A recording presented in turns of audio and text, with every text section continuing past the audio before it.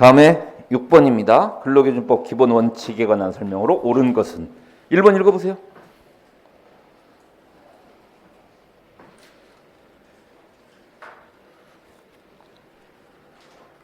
모집 채용에 있어서 차별적 처우를 하지 못한다. 틀렸죠? 문제가 근로기준법 기본 원칙이잖아요. 그러니까 틀린 거예요, 이게. 남녀 고용평등법에 따라서는 남녀 차별을 못 하잖아요, 모집 채용할 때. 근데 문제는 근로기준법 기본 원칙이니까 1번 틀린 거고요. 2번이 정답입니다. 누구든지 법률에 따르지 아니하고는 영리로 다른 사람의 취업에 개입하거나 중간인으로서 이익을 취득하지 못한다. 맞고요. 3번, 3, 4, 5번 다 틀린 거예요. 3번 어디가 틀렸나 보세요.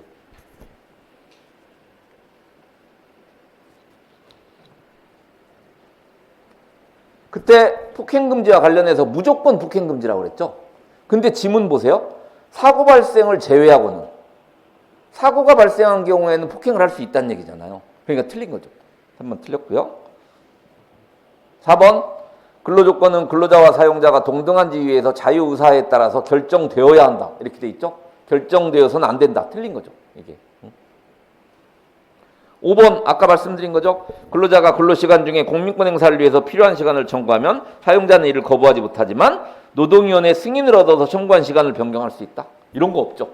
그냥 뭐 권리 행사에 지장이 없으면 청구한 시간을 변경할 수 있다. 이렇게 돼 있는 거고요. 정답은 2번입니다. 다음 7번 다음 중 옳지 않은 것은 1번 읽어보세요.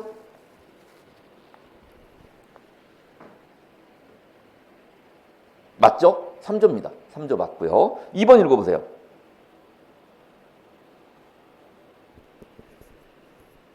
(5조입니다) 맞고요. 이것도요. 1번, 2번 둘 다 처벌 규정이 없어요. 다 선언적 규정이라고 그랬고요. 3번 읽어보세요. 틀렸죠? 어디가 틀렸을까요? 절대적으로 금지된다. 법률에 따를 땐 가능하잖아요. 그렇죠? 법률에 따를 땐 가능합니다. 법률에 따를 때는 영리로 다른 사람의 취업에 개입할 수가 있어요. 그러니까 3번이 틀린 겁니다. 4번 사용자는 근로자가 근로시간 중에 공예직무를 집행하기 위해서 필요한 시간을 청구하면 거부하지 못하지만 청구한 시간을 변경할 수 있는 경우가 있다. 맞죠? 권리 행사에 지장이 없으면 변경할 수 있고요. 5번 사용자는 근로자 명부를 3년간 보존해야 된다. 근로자 명부와 대통령령으로 정한 근로계약에 관한 중요한 서류를 3년 동안 보존하도록 되어 있죠. 42조에. 연수가 나오면 거의 3년이라고 그랬죠. 연수가 나오면.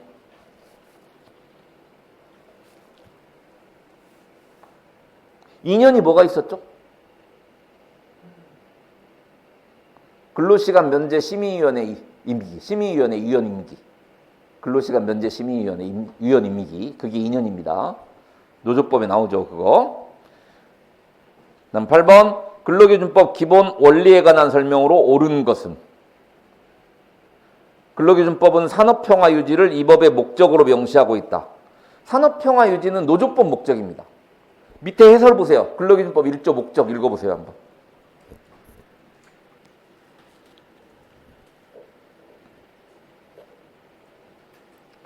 산업평화 유지는 노조법 목적입니다. 그러니까 1번 틀린 지문이고요. 2번 근로자 동의가 있으면 근로기준법에서 정한 기준보다 낮게 근로조건을 정할 수 없죠.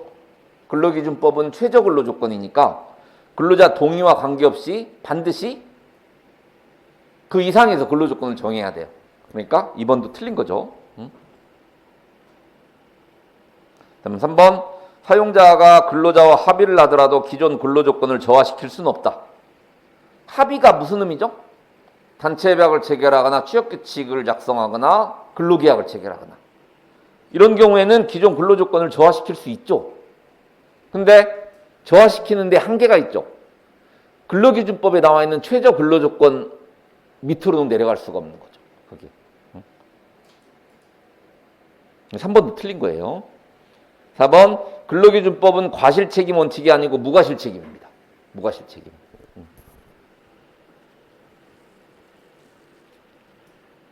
뒤에는 맞죠? 근로조건의 최저 기준을 정하여 사용자에게 이행을 강제하는 법이다. 여긴 맞습니다.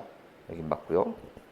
5번이 정답이죠. 근로조건은 근로자와 사용자가 동등한 지위에서 자유의사에 따라서 결정해야 하나 위반에 대한 벌칙 규정은 없다. 이게 아까 그 3조, 4조, 5조는 처벌 규정이 없다고 그랬죠. 3조, 4조, 5조는 선언적 규정입니다. 5번은 맞고요. 정답은 5번입니다.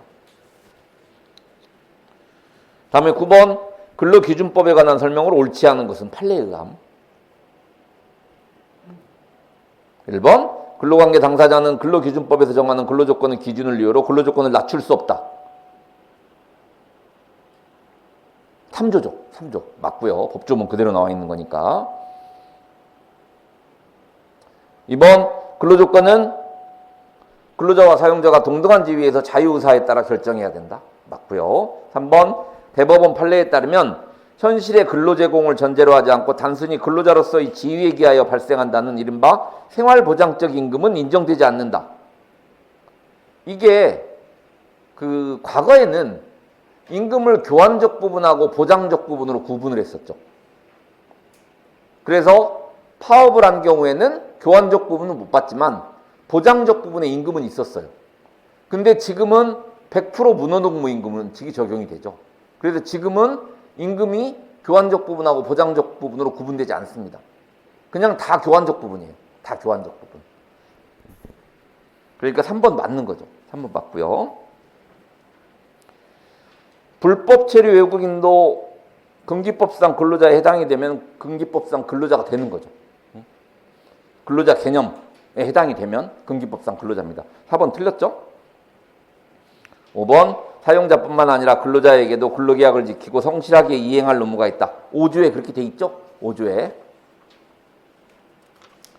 다음 10번 근로기준법에 규정된 기본 이념 또는 정신에 관한 설명으로 옳지 않은 것은 1번은 5조입니다. 1번 5조 맞고요. 다음 2번 사용자가 휴게 시간을 이용하여 공민권을 행사토록 요구하는 건 사법이다. 이거 틀렸죠? 어디가 틀렸을까요, 이거? 우리 법조문은 10조를 보면 근로시간 중에 필요한 시간을 청구하면 거부하지 못한다 이렇게 돼 있어요. 근데 휴게 시간은 근로시간이 아니죠.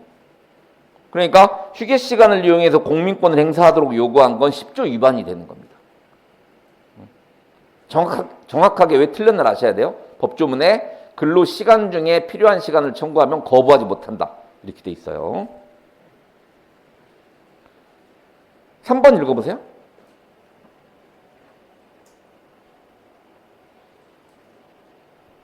무조건 북행 금지라고 그랬죠? 3번 맞습니다. 4번 강제근로 금지란 사용자가 근로자의 자유의사에 반하는 근로를 강요하지 못하는 것을 의미한다. 맞습니다. 강제근로 금지. 5번 법률에 따르지 아니하고는 영리로 다른 사람의 취업에 개입하거나 중간인으로서 이익을 취득하지 못한다. 법률에 따를 땐 가능하다고 그랬죠? 법률에 따를 땐. 정답은 2번입니다.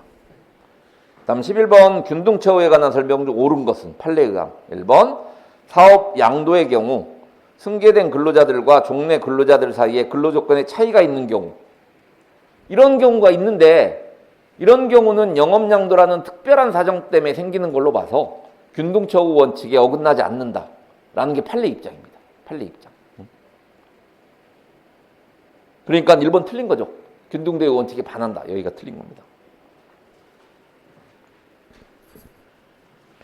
균등대우 원칙과 관련해서 합리적 근거가 있는 차별은 가능하다고 그랬죠. 합리적 근거가 있는 차별, 뭐 제도적 차별 이런 거 가능하다고 했어요. 2번 업무 성질에 따라서 근로조건을 달리하는 것은 균등처우 원칙에 반하지 않죠. 업무 성질에 따라서. 이런 건 합리적 차별입니다.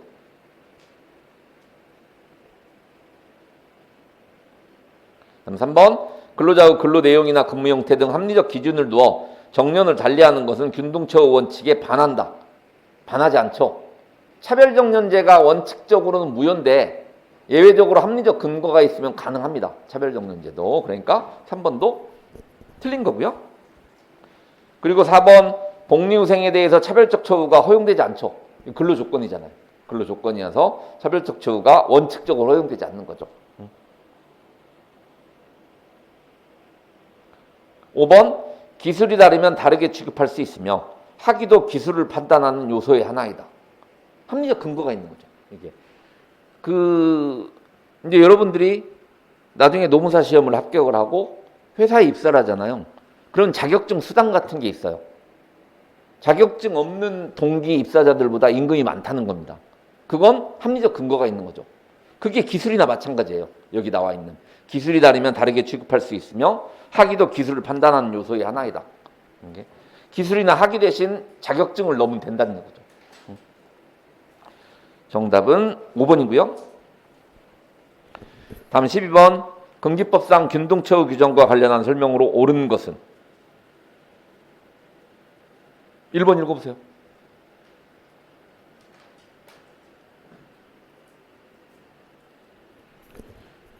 1번 맞습니까? 맞죠? 총칙에서는 14조만 사인이나 사업장에 적용 안 된다고 그랬죠?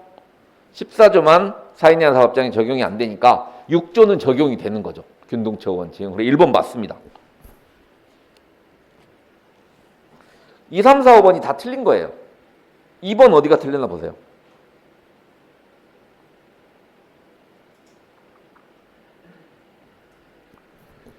근로기준법 6조에 남녀차별을 못하도록 돼 있잖아요. 그러니까 법에 못하게 돼 있는데 단체 협약으로 차별할 수 없죠. 그게 2번 틀린 거고요. 균등처우 규정 위반이라는 거죠. 2번은. 3번 읽어보세요.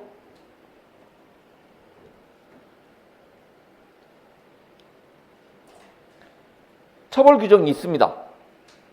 500만 원 이하의 벌금이죠. 500만 원 이하의 벌금.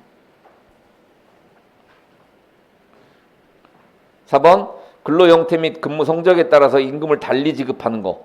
이건 합리적 근거가 있는 차별이죠. 그러니까 균등대우원 균등처우 규정에 위반이 안 되는 거죠. 위반 안 된다. 다음 5번 승진도 근로조건입니다. 근로조건이기 때문에 균등처우 규정이 적용이 되죠. 그러니까 6조는 성별, 국적, 신앙, 사회적 신분을 이유로 모든 차별을 금지하고 있는 게 아니고 근로조건에서 차별을 금지하고 있어요. 근로조건에서. 그리고 승진은 근로조건이기 때문에 균등처우 규정이 적용이 된다는 거죠. 적용이 된다. 정답은 1번입니다. 1번.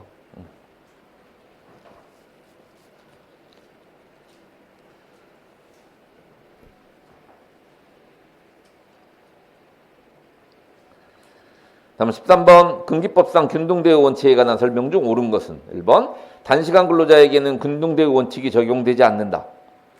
그런 규정이 없어요. 단시간 근로자한테 우리 근기법 6조가 적용되지 않는다는 그런 규정이 없습니다. 법에.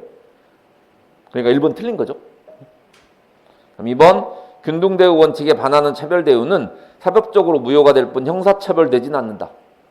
형사처벌 되죠. 500만 원 이하의 벌금. 아까 벌금은 형벌이에요. 벌금은. 과태료는 형벌이 아닙니다. 그건. 3번 가사사용인에게는 균등대우 원칙이 적용되지 않는다. 맞죠? 동거의 친족만을 사용하는 사업장과 가사사용인은 근로기준법이 적용되지 않잖아요. 그러니까 3번이 맞는 거죠. 3번. 다음 4번 실적에 따른 임금의 차등 지급은 균등대우 원칙에 반하지 않습니다. 실적이 아주 좋은 근로자한테 임금을 더 줄 수 있죠. 그건 합리적 근거가 있는 차별이죠. 4번 틀렸고요. 5번 국적을 이유로 채용을 거부하는 것은 균등대우 원칙에 반한다. 채용은 근로조건이 아니죠. 그러니까 차별을 해도 금기법 6조 균등대우 원칙 위반이 아닌 거죠. 그렇죠? 정답은 3번입니다. 3번.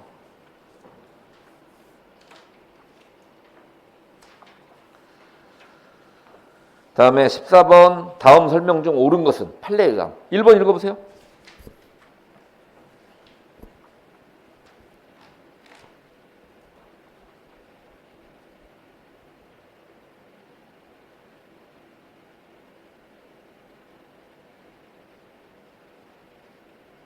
우리 근로기준법 7조 강제근로 금지에는 정신 또는 신체상의 자유를 구속하는 방식에 대해서는 특별한 규정이 없습니다. 그러니까 이것도 당연히 강제근로의 수단이 될 수가 있다는 거죠. 그러니까 강제근로 금지에 위반되는 거죠. 이것도 1번 틀린 거죠. 그러니까 다음 2번 불법 체류 외국인 근로자여도 근기법상 근로자에 해당이 되면은 근로기준법 보호를 받을 수 있죠. 그러니까 거기 근로기준법상의 보호로부터 배제되지 않는다. 맞죠? 맞는 거죠. 2번이 정답입니다.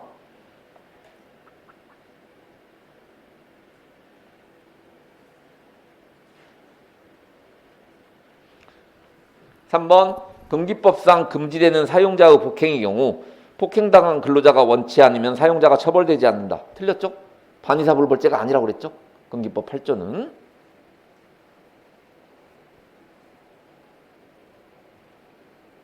그럼 4번 근로기준법상의 근로자에는 국가공무원법 및 지방공무원법에 적용을 받는 공무원은 포함되지 않는다. 포함돼요. 포함되는데 특별법 우선 원칙에 따라서 국가공무원법이나 지방공무원법이 우선적으로 적용될 뿐이죠. 그래서 국가공무원법이나 지방공무원법에 규정이 없으면 근로기준법이 적용이 됩니다. 그러니까 4번도 틀린 거고요. 5번 어디가 틀렸나 한번 보세요.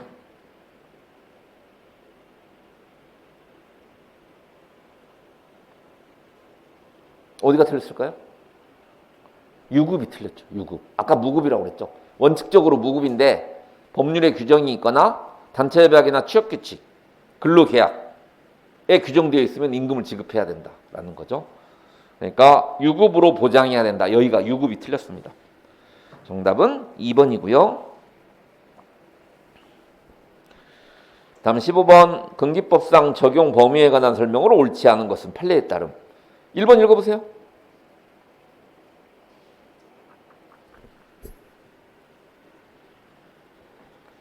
맞죠? 상시 5인 이상이 적용되는 게 원칙인데 동거의 친족만을 사용하거나 가사 사용인한테는 적용되지 않습니다. 1번 맞고요. 2번 상시 사용하는 근로자 수 산정에 있어서 일용 근로자는 포함되지 않는다. 포함됩니다. 거기 해설 보시면 그 시행령 7조의 이 사항에 상시 근로자 수를 산정하는 경우 파견법에 따른 파견 근로자를 제외한 사업장에 근로하는 모든 근로자를 포함한다라고 되어 있죠. 그러니까 일용직 근로자든 비정규직 근로자도 포함한다는 얘기예요. 그게. 여기까지 기억하셔야 돼요. 파견 근로자는 포함이 안 된다라는 거. 파견 근로자는 포함 안 된다. 그러니까 뭐 기간제 근로자, 단시간 근로자 다 포함이 돼요.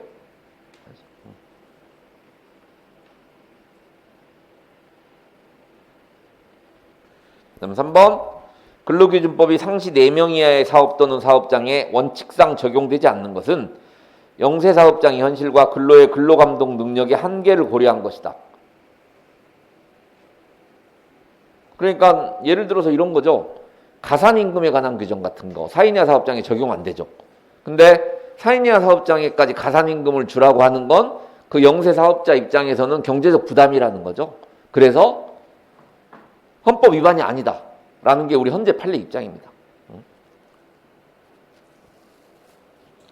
이건 가치 판단과 관계없이 그냥 헌법재판소 입장이라고 생각하시면 돼요. 4번 근로기준법의 적용 사업장은 영리든 비영리든 관계없죠. 영리든 비영리든 관계없습니다. 그러니까 4번도 맞죠. 5번 조금 전에 말씀드린 거죠. 연장 야간 휴일 근로에 대한 가산임금은 상시 4명 이하의 사업장에는 적용되지 않습니다.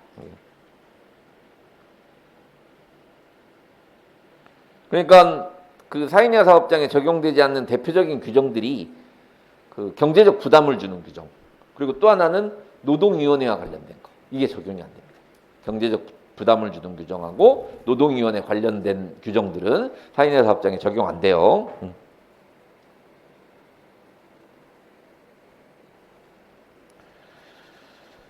다음 16번 근기법의 적용 범위에 관한 설명으로 옳은 것은 다툼이 있는 경우 판례 의함이라고 되어 있습니다. 1번 한번 읽어보세요.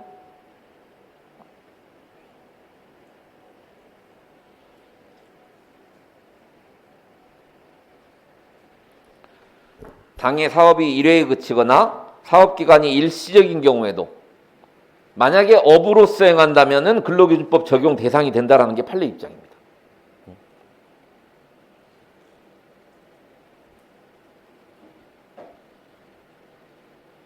1번 틀린 거죠. 그러니까 당의 사업이 1회에 그치거나 일시적인 경우에도 업으로 수행하는 경우에는 근로기준법 적용 대상이 된다라는 거. 그리고 2번 국가 또는 지방자치단체에도 근로기준법이 적용이 되죠. 이건 근데 인원 제한 없죠. 상시 5인 이상 이런 제한 없습니다. 그게 판례라고 그랬죠. 국가나 지방자치단체 같은 경우에는 제한이 없어요. 5인 이상 제한이 없다라는 거 기억하시고요.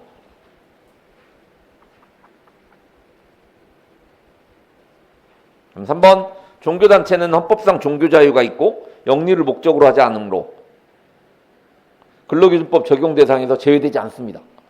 종교단체에서 운영하는 사업도 5인 이상이면 근로기준법이 적용이 되죠. 사업의 종류, 영리 추구 여부, 무허가 사업이나 행정상 금지되어 있는 사업도 5인 이상이면 다 적용이 돼요.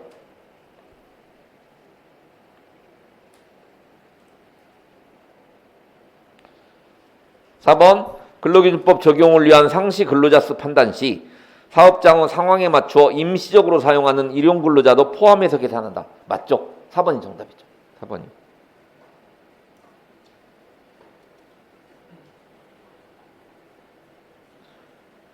원래 그 4번 해설 보시면 근로자라면 근로기준법 2조의 근로자로서 당의 사업장에 계속 근무하는 정규직 근로자, 임시직, 일용직, 비정규직 근로자도 포함한다.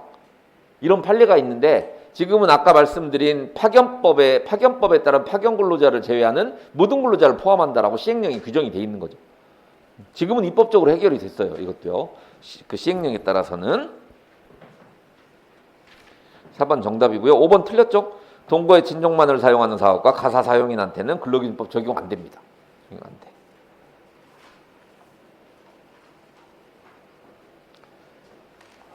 다음 17번.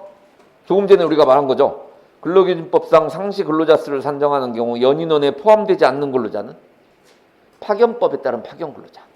파견법에 따른 파견 근로자입니다. 시행령 7조의 2 사항에 있습니다. 시행령 7조의 2 사항에.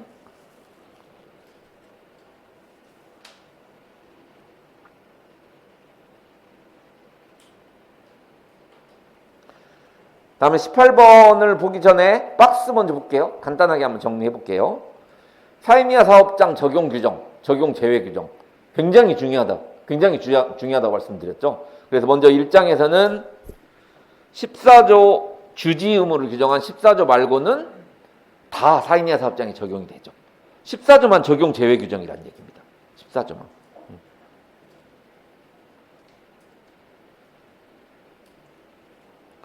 2장 근로계약에서 적용 제외 규정들 한번 읽어보세요.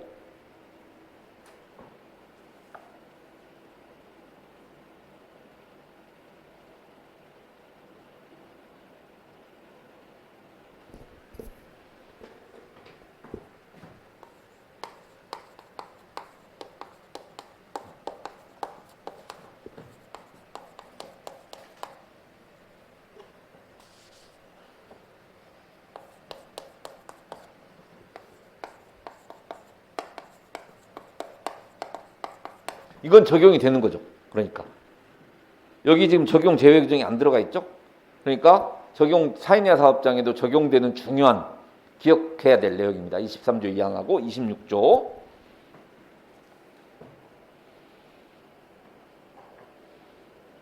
그래서 36조도 적용이 되죠. 36조. 우선 변제, 금품 청산 14일 이내 금품 청산하는 게 38조. 임금채권 우선 변제 이것도 적용됩니다. 사인이하 사업장에.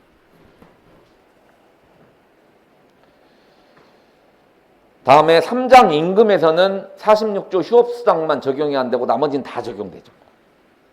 그러니까 46조만 기억하시면 되는 거죠. 4장 근로시간과 휴식에서는 거기 나와 있는 54조, 55조 1항, 63조만 적용이 됩니다. 나머지는 다 적용 안 돼요. 그러니까 법정 근로시간도 적용 안 되는 거고 연차유급휴가도 적용 안 되는 거예요. 사인이하 사업장에. 적용되는 게 이 세 가지예요. 나머지는 다 적용 안 됩니다. 그러니까 당연히 56조도 적용 안 되죠. 가산임금 적용 안 됩니다.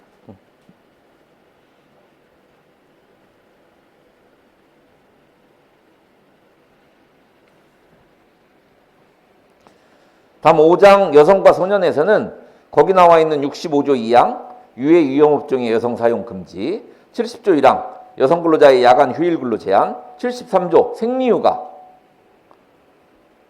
적용이 안 됩니다. 나머지는 다 적용되죠. 나머지 다.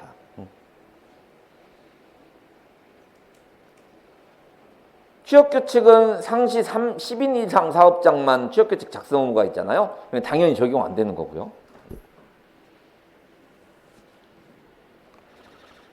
기숙사는 4인 이하 사업장에 기숙사가 있을 리가 없죠. 그럼 당연히 적용 안 되는 거죠. 여기 빠져 있으니까 재해보상은 당연히 적용되죠. 재해보상. 그러니까 4인 이하 그 적용 여부와 관련해서 재해보상에서는 재해보상 자체가 나오기보다는 재해보상의 내용들 있죠. 요양보상, 휴업보상, 장애보상 이런 것들이 나오죠. 이런 것들이 이제 적용된다고 나오는 겁니다. 그래서 18번 상시 4명 이하의 근로자를 사용하는 사업장에 적용되지 않는 것은 근로조건 명시, 해고, 예고, 미지급 임금에 대한 지연이자 근로자 명부 작성, 근로시간. 아까 근로시간 4인 이하 사업장에 적용 안 된다고 그랬죠? 근로시간. 50조.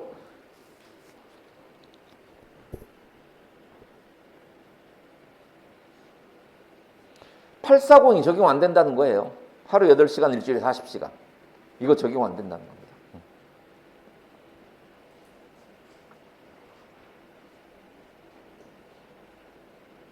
근데 적용이 안 된다는 거하고 적용이 안 된다고 해서 임금을 안 줘도 되는 건 아니죠. 만약에 4인 이하 사업장에서 주당 50시간을 근로를 시켰으면은 법정 근로시간보다 10시간 더 했잖아요. 그건 돈을 줘야 되는 거죠. 돈을 줘야 되지만 가산임금을 안 줘도 되는 거고, 그리고 40시간을 초과해도 문제가 없는 거고, 그런 거죠. 그게. 정답은 5번이고요.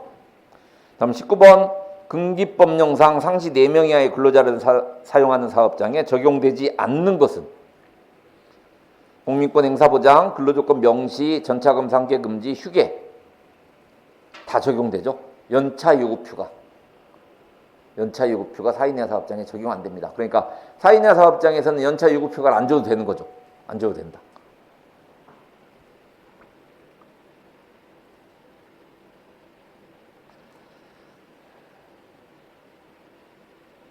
다음 20번 근기법 규정 중 상시 4명 이하의 근로자를 사용하는 사업장에 적용되지 않는 것으로만 묶은 것은 찍어보세요. 한번 정답 보지 마시고 해설 보지 마시고.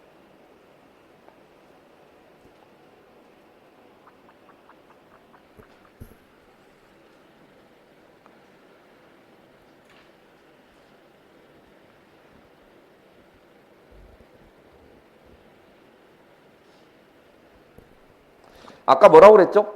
4인 이하 사업장에 적용이 안 되는 걸 대표적으로 뭐라고 그랬습니까? 경제적 부담을 주는 규정. 그리고 또 하나 노동위원회와 관련된 거 적용 안 된다고 그랬잖아요. 거기 디귿번의 부당해고구제 신청은 노동위원회 하는 겁니다. 그게 적용 안 되는 거고요. 그리고 연장 근로에 대한 가산임금, 연장 야간 휴일 근로에 대한 가산임금 56조 경제적 부담이 있는 거죠.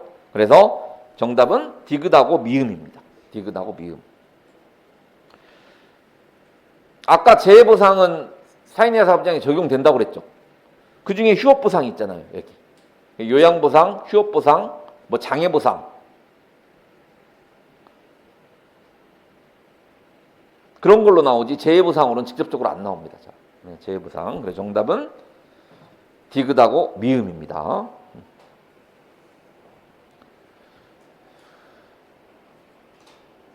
다음 21번 상시 4명 이하의 근로자를 사용하는 사업장에도 적용되는 것은 2번 정리해고 4인 이하 사업장에 적용 안 되죠. 정리해고가 4인 이하 사업장에 있을 일이 없잖아요. 적용 안 되는 거고요. 그리고 해고 사유 서면 통지 적용 안 됩니다. 이거하고 헷갈리시면 안 돼요. 해고 금지 기간하고 해고 예고는 적용이 돼요. 근데 27조 해고 사유 서면 통지는 적용 안 됩니다. 그리고 아까 말씀드린 대로 부당해고 구제 신청 노동위원회 하는 거 적용 안 됩니다. 그리고 휴업수당 임금 관련 규정 중에서 휴업수당만 적용 안 된다고 그랬죠? 나머지는 다 적용되고. 1번 단시간 근로자의 근로조건 18조 이건 적용이 됩니다. 적용 제외 규정이 안 들어가 있죠? 우리 시행령에. 적용 제외 규정에 안 들어가 있습니다. 정답은 1번이고요.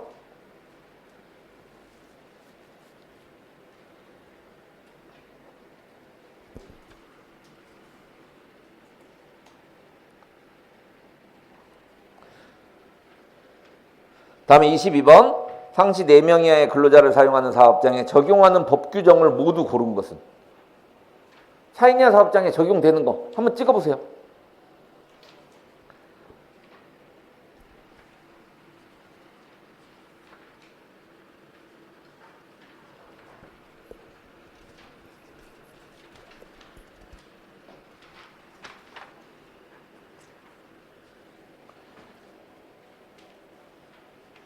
리을은 적용 안 되죠.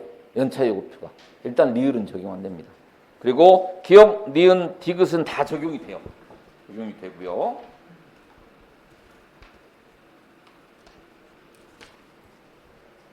그리고 72조 객내근로금지도 적용이 됩니다. 그래서 정답은 4번입니다. 4번. 이건 4인 이하 사업장은 반복해서 보는 방법뿐이 없습니다. 지금 우리 앞 그 18번에 나와 있는 그 표 있죠? 이걸 반복해서 보시면서 제가 말씀드린 거 일장 총칙에서는 14조만 적용이 안 된다. 이런 거 위주로 자주 보시는 방법뿐이 없어요. 이게. 거기다가 아까 말씀드린 거 4인 이하 사업장에는 노동위원회 관련된 거 그리고 경제적 부담을 주는 거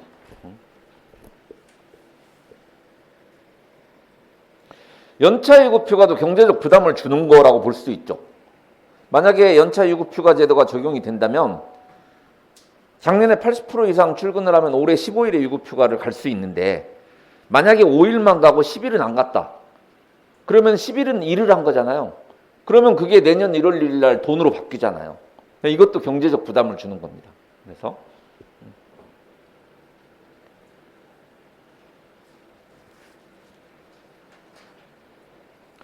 다음에 23번 근로기준법상 1주간의 소정근로시간이 15시간인 미만인 근로자 및 상시 4인 이하 근로자를 사용하는 사업장에 공통적으로 적용되는 법 규정에 해당하는 것은 일단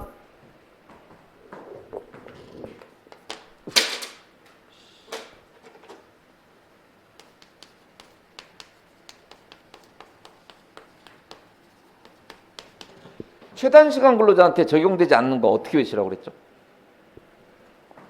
이거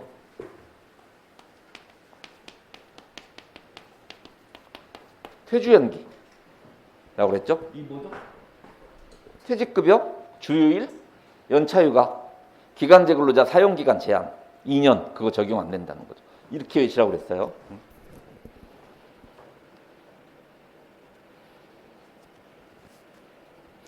일단 그 해설의 두 번째 꼭지 보시면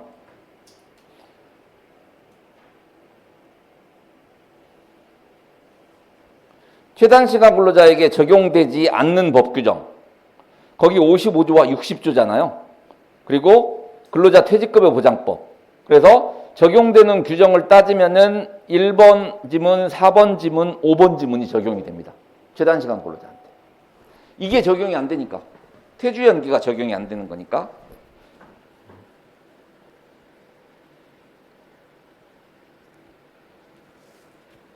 2번하고 3번이 최단시간 근로자한테 적용 안 되는 거죠.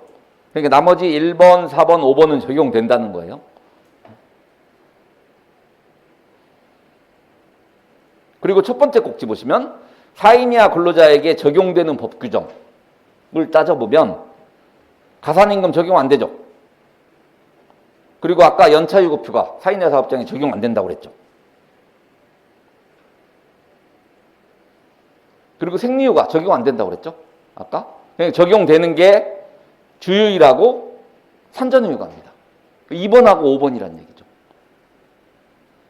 4인 이하 사업장에 적용되는 건 2번하고 5번 지문이고 최단시간 근로자한테 적용되는 법 규정은 1, 4, 5번 지문입니다. 공통적으로 적용되는 게 5번 하나 있죠. 5번. 그래서 정답은 5번인 거죠. 5번. 굉장히 어려운 문제죠, 이거. 최단시간 근로자한테 적용되지 않는 것도 알아야 되고 상시 4인 이하 사업장에 적용되지 않는 것까지 알아야 된다는 거죠.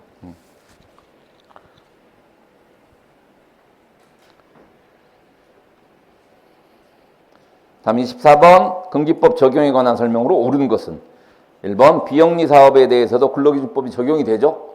사업의 종류, 영리, 비영리 관계없이 상시 5인 이상 사업장이면 근로기준법이 적용이 된다. 그리고 동거의 친족만을 사용하는 사업에도 근로기준법 적용 안 되죠. 동거의 친족만을 사용하는 사업장. 3번 근로자 수가 때때로 5인 미만이 되더라도 상태적으로 5인 이상이면 근로기준법이 적용이 된다. 이건 판례 입장이에요. 그러니까 평균 5인 이상이면 근로기준법이 적용이 된다라는 거죠. 근데 이건 지금은 이제 입법이 된 거죠. 지금은 입법이 됐습니다. 오케이. 4번 가사 사용인한테는 근로기준법 적용 안 되죠.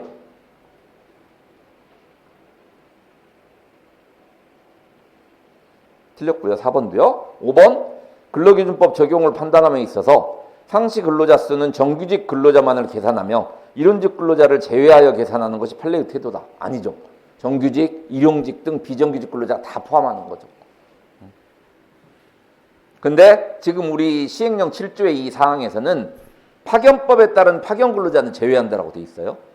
그리고 파견법에 따른 파견 근로자를 제외하고 기간제 근로자, 단시간 근로자 다 포함하죠. 오케이.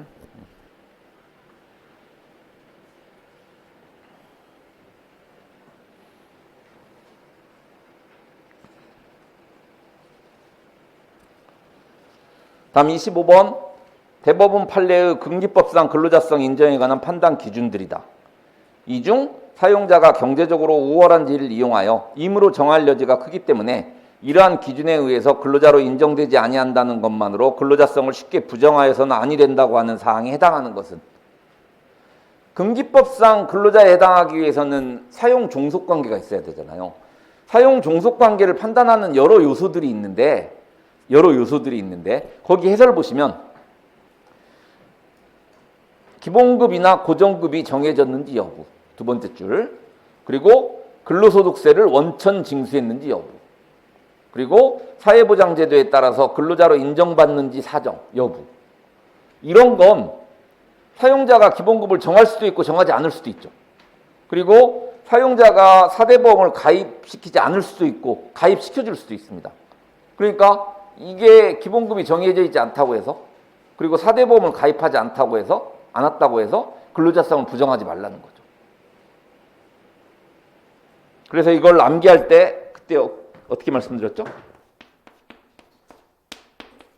앞자만 따면 사기근이죠. 앞자만 따면은 거기 사회보장제도 할 때 사, 기본급이나 고정급 할 때 기, 근로소득세를 원천 징수했는지 근 해서 그냥 암기하기 쉽게 사기꾼 이렇게 외치라고 그랬죠. 그때.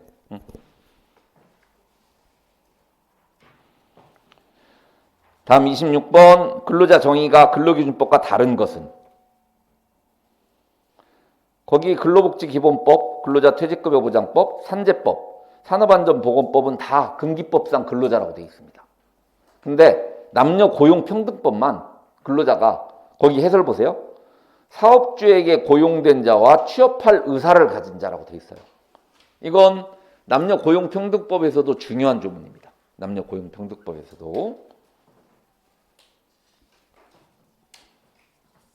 다음 27번 금기법에 규정된 근로자란 직업의 종류를 불문하고 임금을 목적으로 사업이나 사업장에서 근로를 제공하는 자를 말한다 라는 내용에 대한 해석으로 옳지 않은 것은 1, 2, 3, 4번, 5번까지 다 한번 읽어보세요.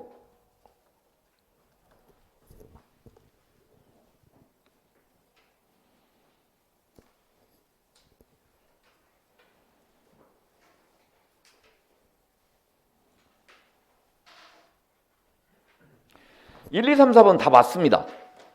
그러니까 5번이 정답인데 거기 근로기준법 근로자 개념에 사업이나 사업장이라는 표현이 나오잖아요. 이건 일하는 장소를 얘기하는 겁니다. 일하는 장소를 얘기하는 거기 때문에 재택근로자도 일하는 장소가 집일 뿐이지 근로자란 얘기죠. 재택근로자도 일하는 장소가 집이라는 얘기입니다. 그러니까. 그래서 재택근무자도 근로자다. 5번이 틀린 거죠. 5번이.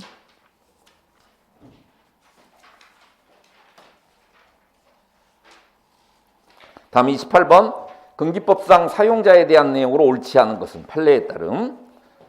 1번. 근로계약 체결 당사자로서의 사용자 개념은 근로기준법 준수 의무자로서의 사용자 개념과 다를 수 있다. 맞습니까, 이거? 근로계약 체결 당사자로서의 사용자는 누군가요? 사업주죠. 사업주. 사용자 중에 사업주예요. 근데 근로기준법 준수 의무자는요? 사업주, 사업경영 담당자, 사업주를 위해서 행위하는 자가 다 들어가는 거죠. 그러니까 맞는 거죠, 이게. 우리 근기법상 사용자 개념, 사업주, 사업경영 담당자, 사업주를 위해서 행위하는 자는 다 근기법 준수 의무자입니다. 그렇지만 그 중에서 우리가 회사를 들어갔을 때 근로계약을 체결하는 당사자는 사업주하고 체결하는 거죠. 1번 맞고요. 2번 읽어보세요.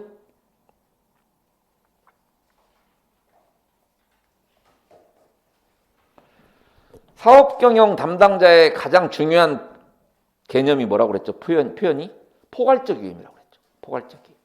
맞는 거죠. 2번도.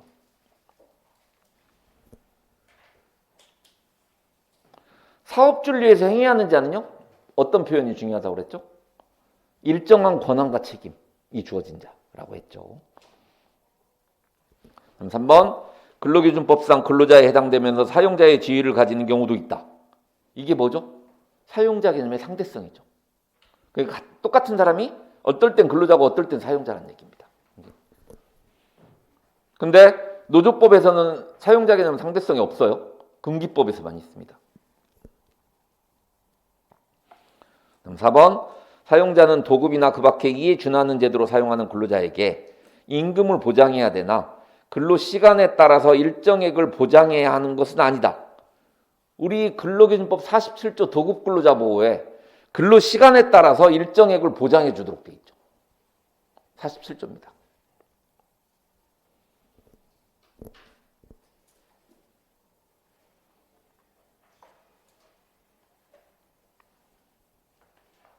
(47조와) 관련해서는 또 하나 기억하실 게 뭐였죠? 47조와 관련해서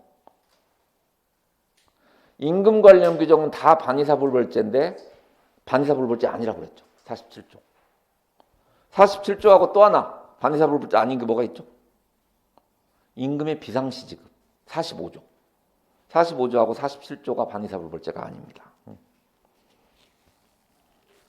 정답 4번이고요. 5번 읽어보세요.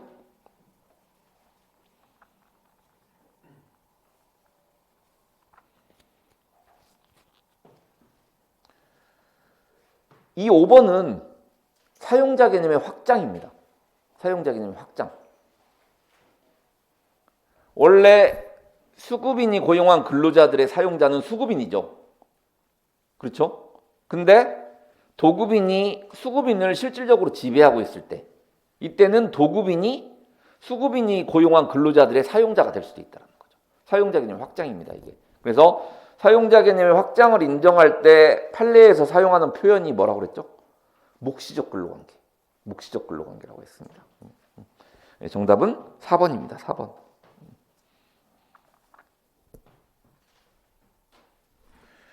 다음에 29번. 노동법상 근로자와 사용자에 관한 설명으로 옳은 것은 판례에 따름이라고 되어 있고요. 1번. 근로3권 주체는 근로자와 사용자이다. 사용자이다. 거의 틀렸죠. 근로자입니다.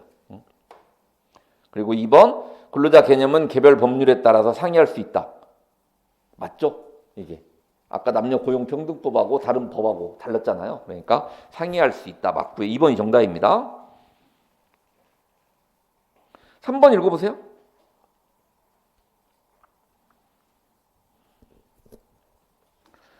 (3번은) 노조법상 근로자 개념이 아니고 근기법상 근로자 개념이죠.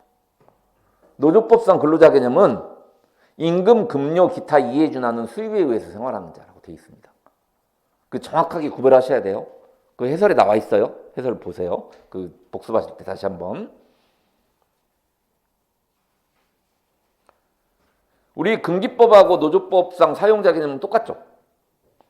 사업주, 사업경영 담당자, 뭐 사업주를 위해서 행위하는 자라고 되어 있고 또 하나는 행동하는 자라고 되어 있는데 그냥 똑같다라고 봅니다. 그러니까 4번도 틀린 거죠. 사업경영 담당자는 근로기준법에서 사용자지만 노조법에서는 사용자가 아니다. 틀린 거죠.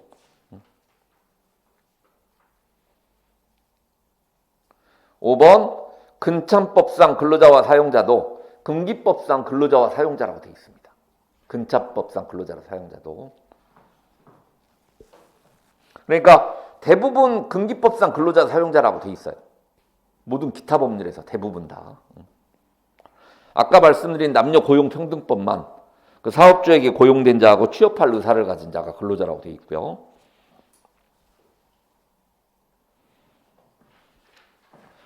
다음에 30번 노동법상 근로자 및 사용자 개념에 관한 설명으로 옳지 않은 것은 판례에 따름.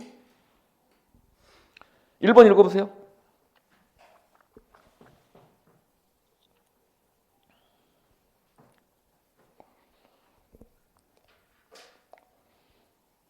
(1번) 맞죠?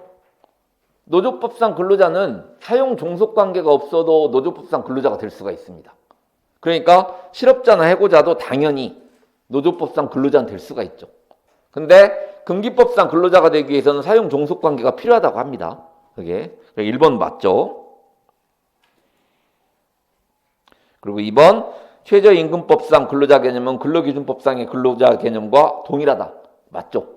거기도 이 법에서 말하는 근로자는 금기법상 근로자를 말한다고 돼 있어요. 최저임금법에도. 3번 금기법상 근로자는 동시에 사용자 지위를 가질 수 있죠. 근로 사용자 개념의 상대성. 근데 3번 지문을 노조법상 근로자는 동시에 사용자 지위를 가질 수 없다. 이건 맞는 거예요. 이렇게 되면. 아까 사용자 개념의 상대성은 금기법에서만 인정된다고 그랬죠. 그럼 4번 사업경영 담당자란 아까 뭐라고 그랬죠? 포괄적이 맞습니다. 맞고요.